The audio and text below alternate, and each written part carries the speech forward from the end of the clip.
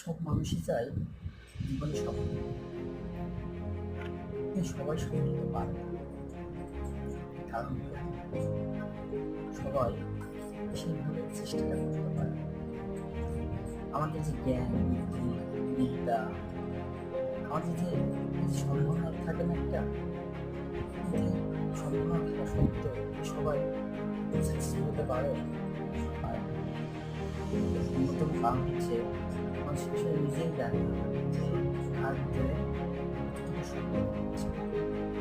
সেজন্যই না ব্যর্থ।